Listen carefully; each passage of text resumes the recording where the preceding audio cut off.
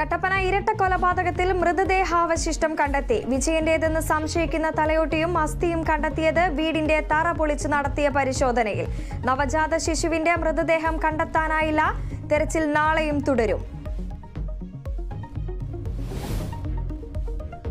പ്രധാനമന്ത്രി നരേന്ദ്രമോദി വീണ്ടും കേരളത്തിലേക്ക്. 15-ന് പാലക്കാടും 17-ന് പത്തനംതിട്ടയിലും പ്രചരണത്തിനിറങ്ങും. ആലപ്പുഴയിൽ KC വേണുഗോപാലിന്റെ തെരഞ്ഞെടുപ്പ് പ്രചരണത്തിന് തുടക്കം. കേരളത്തിൽ BJPയുടെ ഏറ്റവും വലിയ പ്രചരണ ഏജൻസി LDF കൺവീനർ എന്ന് വേണുഗോപാൽ.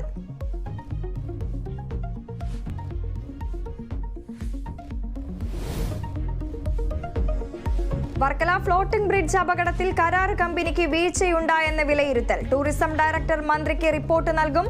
പരിശോധനയ്ക്ക് നിർദ്ദേശം നൽകിയിരുന്നതായി മന്ത്രി മുഹമ്മദ് റിയാസ്. എന്ത് സുരക്ഷയാണ് പാലത്തിനുണ്ടായിരുന്നതെന്ന് മന്ത്രി വ്യക്തമാക്കണമെന്ന് പ്രതിപക്ഷ നേതാവ്. മൂവാറ്റുപുഴ ഇലാഹിയ കോളേജിൽ പട്ടികജാതി വിദ്യാർത്ഥി ക്രൂര റാഗിങ്ങിനിരയായെന്ന് പരാതി. ക്രൂരപീഡനത്തിന് ഇരയായത് 3 മാസ DDUG വിദ്യാർത്ഥി വിശാൻ. ഹോസ്റ്റലിൽ വെച്ച് വിവസ്ത്രനാക്കി മർദ്ദിച്ചു.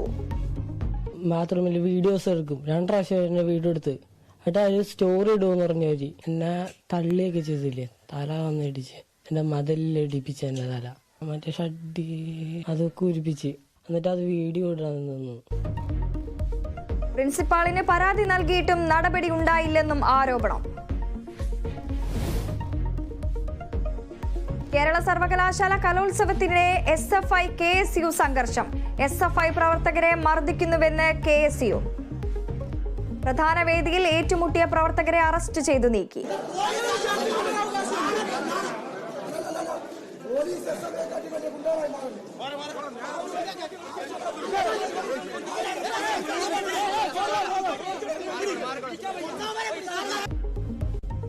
മത്സരങ്ങൾ അട്ടിമറിക്കാൻ ശ്രമമെന്ന പരാതിയുമായി മാർ ഇവാനിയോസ് കോളേജ്. വന്യമൃഗശല്യം തടയാൻ ഒരുമിച്ച് പ്രവർത്തിക്കാൻ കേരളവും കർണാടകവും. മനുഷ്യ വന്യമൃഗ സംഘർഷ മേഖല അടയാളപ്പെടുത്തുന്നത് ഉൾപ്പെടെയുള്ള കാര്യങ്ങളിൽ ഒരുമിച്ച് പ്രവർത്തിക്കാൻ ധാരണ.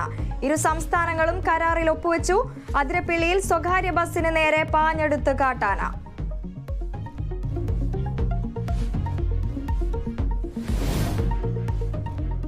96ാമത് ഓസ്കാർ അവാർഡുകൾ നാളെ പ്രഖ്യാപിക്കും. പ്രതീക്ഷയോടെ ഓപ്പൻഹൈമറും ബാർബിയും അടക്കമുള്ള ചിത്രങ്ങൾ.